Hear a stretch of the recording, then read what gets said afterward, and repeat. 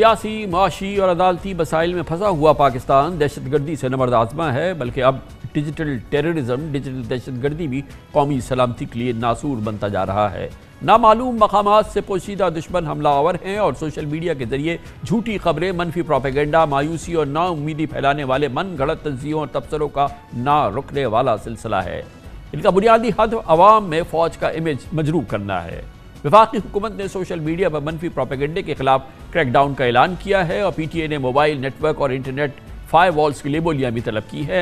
इन firewalls के जरिए internet पर सिक्योरिटी खतरात पर मुश्तमिल डेटा और सोशल मीडिया या अकाउंट्स की मॉनिटरिंग की जा सकेगी। दरअसल पाकिस्तान में इस वक्त नेशनल एक्शन प्लान पर अमल दरामद हो या ऑपरेशन अज़्म इस्तेहकाम हो, हर मामला अफवाहों की जद में है और दहशतगर्दी के साथ ये डिजिटल दहशतगर्दी भी रियासत पाकिस्तान और रियासती इदारों के लिए एक संगीन चैलेंज है। पाक फौज के तर्जुमान लेफ्टिनेंट जनरल अहमद शरीफ चौधरी ने आज प्रेस कॉन्फ्रेंस में कहा कि सोशल मीडिया पर फौज की क़यादत के खिलाफ प्रोपेगेंडा दर हकीकत डिजिटल दहशतगर्दी है। उनका कहना था कि दुनिया भर में डिजिटल दहशतगर्दी को कानून और सजाओं के जरिए रोका जाता है, लेकिन पाकिस्तान में इन लोगों को स्पेस दी जाती है। यकीनन पाकिस्तान में जब कभी भी सोशल मीडिया को ज़ाब्ते में लाने की बात की गई है तो इसे इज़हार राय के हक़ में पाबंदी से मिलाया गया है। हालांकि हमारे दोस्त मुल्क चीन और ब्रादर अरब ममालिक में सोशल मीडिया के हवाले से सख्त कवानीन नाफिज हैं। आज DGI ने भी कहा कि मुल्क में इंतहाई संजीदा नौयत के मामलात को भी सोशल मीडिया और सियासत की भेंट चढ़ाया जा रहा है। उनका कहना था कि अज़्म इस्तेहकाम फौजी ऑपरेशन नहीं बल्कि इंसदाद दहशतगर्दी की एक मुहिम है, लेकिन एक ताकतवर सियासी माफिया अज़्म इस्तेहकाम के मकासद को मुतनाज़ बना चुकी है। KP और बलूचिस्तान में ऑपरेशंस का हवाला देते हुए जनरल अहमद शरीफ चौधरी का कहना था कि एक साल में 22,000 से ज़ायद इंसदाद दहशतगर्दी ऑपरेशन हुए हैं। उन्होंने कहा कि फ़ौज तो कई बार इलाकों को क्लियर कर चुकी है, अब ताबीर और तरक्की और लोगों को वापस लाना इंतज़ामिया का काम है। हालिया बन्नू वाक़े से मुताल्लिक़ इस सवाल पर DGI ने कहा कि असल मसला ये है कि बन्नू में यह वाक़या रूनमा क्यों हुआ। उनका कहना था कि अदालती निज़ाम 9 मई के मुल्ज़मान और मनसूबा साजी को ढील दे रहा है, जिससे इंतशार और हुजूम की फस्तायत मज़ीद फैलेगी।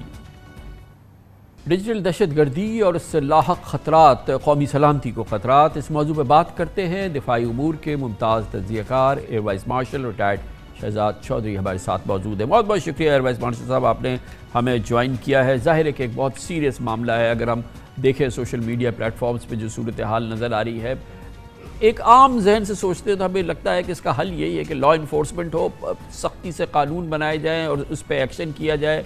और ये भी सामने आया है कि शायद फायरवॉल लगा दिया जाए, बंद कर दिया जाए सोशल मीडिया। आपके ख्याल में इज इट डूएबल और ये मसले का हल हो सकता है? देखिए, जो सिक्योरिटी का कॉन्सेप्ट है इसका तल्लक जिसे कहते हैं माहौल, एनवायरनमेंट से है। यानी जब यूं दुनिया बदलेगी, जो दुनिया का निज़ाम बदलेगा, जिसके अंदर टेक्नोलॉजी जिसने जिक्र किया एक बहुत बड़ा फैक्टर बनकर सामने आया, तो उससे जो सिक्योरिटी की जो थ्रेट्स हैं, जो थ्रेट परसेप्शन है, वो भी बदलती है।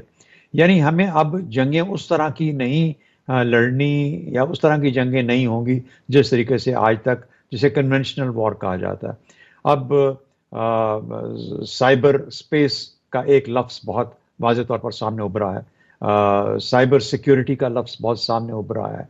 तो यानी जिस किस्म की थ्रेट होती है उसको उसी किस्म के टूल के साथ ही उसका मुकाबला करना पड़ता है। अब इसका मतलब क्या है?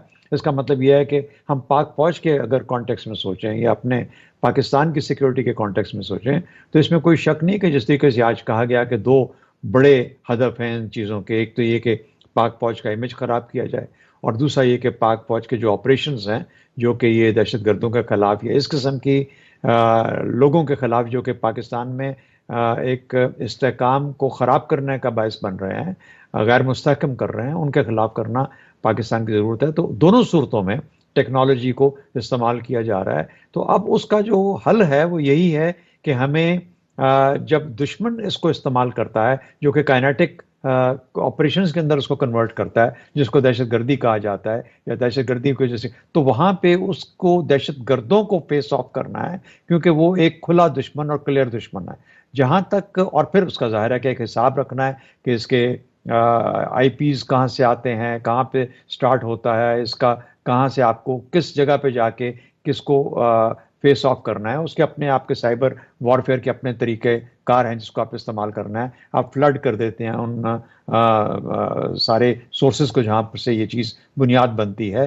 उसके बाद आप वहाँ पे फायरवॉल्स के थ्रू अपना दिफा करते हैं, लेकिन उन लोगों का जो राबता है, उस राबते को अमली जामा पहनाने से पहले आपको उसको ख़त्म करना है, उसकी नपी करना है, उसको न्यूट्रलाइज या नेगेट करना है। तो ये एक एस्पेक्ट है। और दूसरा, जहां तक इमेज का ताल्लुक है, देखिए इमेज का ताल्लुक किस चीज़ से होता है कि लॉन्ग टर्म बेसिस के ऊपर आपके बारे में जो गुफ्तगू की जा रही है, उसका एक तो आप अपने अमल के साथ उसको निगेट करते हैं, नफी करते हैं, और दूसरा, इस किस्म के जो लोग हैं जो बाहर बैठे हैं, उनको काबू तो नहीं किया जा सकता, लेकिन आपका एक बयानिया ऐसा होना चाहिए जो कि आप बयानिया के तौर पर जब इस्तेमाल करते हैं तो उसको, उनकी जो नैरेटिव है उसको उसको डिफीट किया। तो ये नैरेटिव्स अच्छा की वॉर अहमद साहब, है। ये बताइए कि एक हल ये भी तो हो सकता है कि कोशिश हो कि हमारे यहाँ इख्तलाफात, ये जो कौमी यकजहती है वो कायम हो, ये जो कौम बटी हुई है ये इसको किसी सूरत से इस इख्तलाफात को कम हो, इस किस्म का नैरेटिव, इस किस्म का ब्लैक प्रोपेगेंडा हमारे यहाँ देखने वाले सुनने वाले कम से कम हो जाए, और अगर कहीं ऐसा हो तो उसका जवाब कौम उठ कर दे और उसका जवाब दिया जाए, या ये कि हम इसको बंद करें फ़िलहाल और इस पर फायरवॉल लगाए और इसको इंटरनेट को बंद करें। शायद इसके बड़े सीरियस कॉन्सिक्वेंस हो पाकिस्तान के, खैर इमेज पे तो हो जो कुछ भी हो, लेकिन जो हमारी आईटी इंडस्ट्री वगैरह ये तो बैठ जाएगी। आपने अपने सवाल में ही दोनों सवाल, आपके सवाल में ही जवाब है इस चीज़ का, इसमें कोई शक नहीं। देखिए, एक तो ये है कि दुश्मन के हाथ में हथियार अगर कोई आ गया है तो दुश्मन के हाथ में हथियार आया है, आप उस हथियार को दुश्मन के हाथ में जाने से रोक नहीं सकते। यानी मैं कन्वेंशनल सेंस में बात कर रहा हूँ कि अगर आज कोई हमारा दुश्मन जो है वो कुछ किस्म का एक वेपन सिस्टम लेता है, तो आप उसको डिनाई नहीं कर सकते कि वो ये वेपन सिस्टम क्यों ले रहा है। हाँ, आप उसका एक तोड़ कर सकते हैं, और वो तोड़ ये होता है कि जब आप उस किस्म की जंग में जाएंगे तो आप उसका तोड़ करेंगे। लेकिन ये कहना कि हम उस को मुकम्मल तौर पर डिनाई कर दें उस दुश्मन को, उन जो उस टूल ऑफ वॉर से, तो वो मुमकिन नहीं होता, क्योंकि वो एक बाहर सूरत एक सॉवरेन एंटिटी के तौर पे अपना हक रखता है। एक बात तो ये होगी। दूसरी बात, ये भी हमें, आपकी बात बिल्कुल दुरुस्त है कि हमें हम मुकम्मल तौर पर दुनिया से कट नहीं सकते और कभी भी कटना नहीं चाहिए। तो हमें एक साइबर स्पेस के अंदर एक नैरेटिव जो इस किस्म का रखना है, उस नैरेटिव को बिलीवेबल कैसे बनाना है, उस नैरेटिव को फॉलो करने वाले कैसे होने चाहिए, किस तरह के लोग हम कर सकते हैं, हमें अपने अमल से वो दिखाना है। तीसरी बात ये कि आप ऐसा कोई अमल ही ना करें जिसमें किसी को कोई ऐसी क्लीवेज मिले कि वो उसके अंदर आपके बारे में कोई सवालात और खदशात का इजहार कर सके। तो ये तीन एलिमेंट्स हैं जिसके ऊपर हमें बात करनी चाहिए। चौथी बात आपकी बिल्कुल मुकम्मल तौर पे एग्री करता हूँ कि अगर मुल्क एक नॉर्मल मुल्क के तौर पे, अब उसका पॉलिटिकल सिस्टम, उसका लॉ एनफोर्समेंट, उसका इकोनॉमी, हर चीज़ अपने तौर पे सही चल रही हो और वो अपनी पटरी से ना उतर चुका हो निज़ाम, तो फिर उसमें कोई मौका नहीं होता किसी के पास किसी चीज़ को मौजू बनाने का और मौजू बना के किसी को हदफ बनाने का।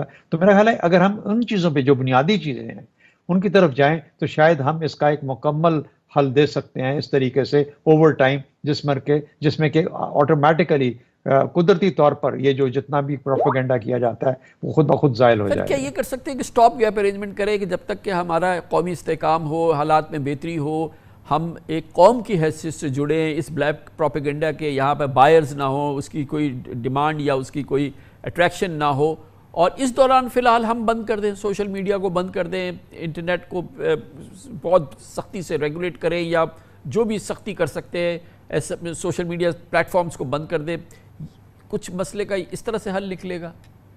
नहीं, मैं तो इसके हक में नहीं हूँ। ये तो एक बिल्कुल एक टेम्पररी, जैसे कहते हैं बैंड एड, यानी कहीं चोट लगी है आपने उसके ऊपर कुछ वो छोटा सा प्लास्टर का पीस लगा दिया, वो उससे कुछ हल नहीं होता।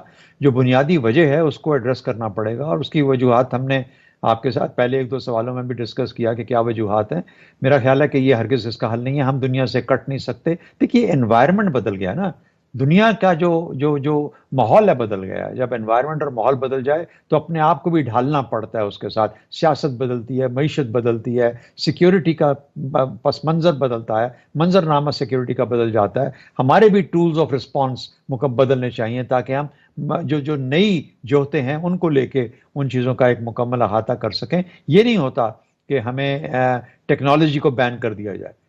ऐसा ही है जैसे जब प्रिंटिंग प्रेस आया था तो किसी ने कहा था कि ये एक काफराना निज़ाम है, इसको बंद कर दिया जाए क्योंकि ये ख़राब है मुसलमानों के लिए या इस्लाम। तो उस तरीके से इस किस्म की जब भी टेक्नोलॉजिकल डेवलपमेंट्स होती हैं ना, प्रिंटिंग प्रेस बंद हुआ, ना उसके बाद कुछ और चीज़ कभी बंद हुई, बल्कि अपने आप को हम सबको ढालना पड़ा। हमें अपने आप को तब्दील करना पड़ता है उस नई एनवायरनमेंट, नई दुनिया, एक नई जोहत के साथ अपने आप को अलाइन करने के लिए, और इसी का नाम आगे प्रोग्रेस है। हमें प्रोग्रेस करना है, हमें रिग्रेस नहीं करना, वापस नहीं जाना, कि हमें उस किस्म का माहौल चाहिए।